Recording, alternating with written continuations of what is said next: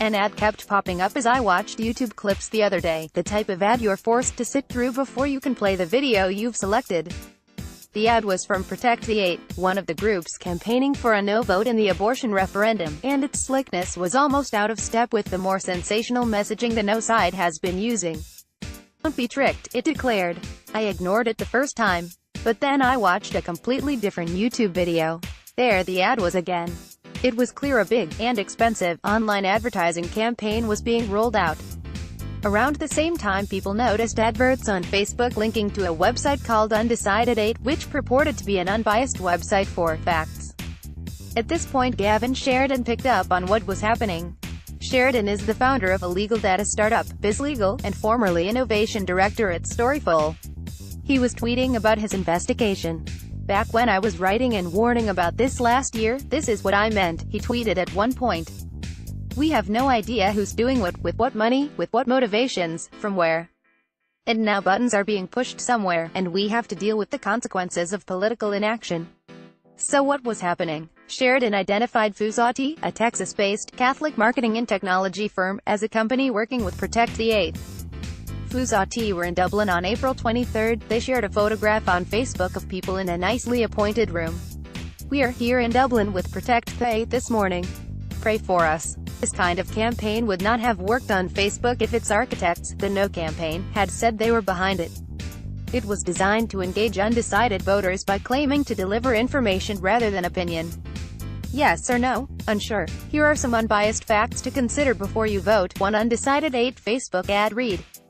At least 8 advertisements of this nature appeared on the social media platform.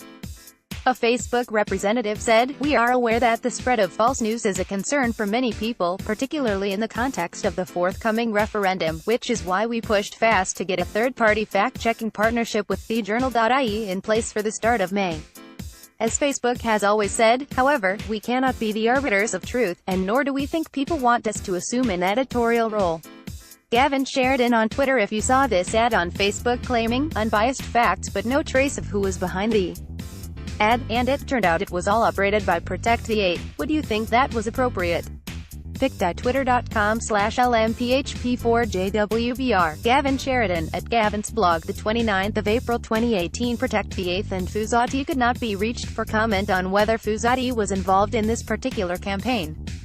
The website used Lead Pages, a service that tracks people who click into a site. One of Lead Pages' features, we place Facebook's tracking pixel on your landing pages for you, so it's easy to retarget, and access accurate answers to your analytics curiosities.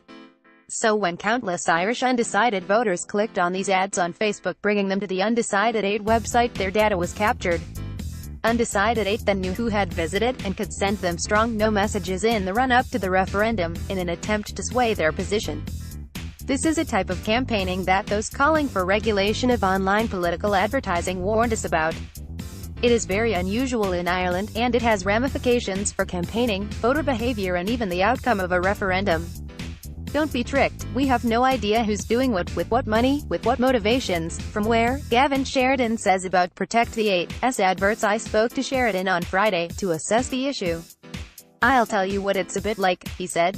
"Instead of people going canvassing door to door, it's like, why don't we knock on 10,000 people's doors at the same time with different ads and see how they react? You run an ad campaign targeting Irish voters, trying to see who's undecided. You knock on their digital doors on Facebook and say, 'Are you undecided?' And, if so, click here. Once you've gathered that intelligence and audience data, you run your ads later to those undecideds to vote no." So 2 types of referendum campaign are underway. One is in full view, the posters and debates and daily media reports. The other is in the shadows online, where Ireland has dawdled on regulation and where it is impossible to quantify the impact of the type of advertising used by Undecided 8. A lot of dark advertising, that is visible only to a targeted group, is rudimentary or crude, with sensational messaging designed to elicit an emotional response. These are the bottom feeders of voter manipulation. Get a little more sophisticated and you get to the shoals, where adverts or links direct you to information that tries to sway you further. One recent Facebook ad asked, "Still on the fence about the 8, and linked to a web page with the core message that voters shouldn't trust politicians, a message that has become central to the anti-repeal campaign. Then we get to the sharks, the tools and methods that hunt voters, going after specific demographics. This stuff is smarter. And this is what the Undecided 8 campaign appears to have done. Facebook might know how many people saw those adverts on its platform, but we don't.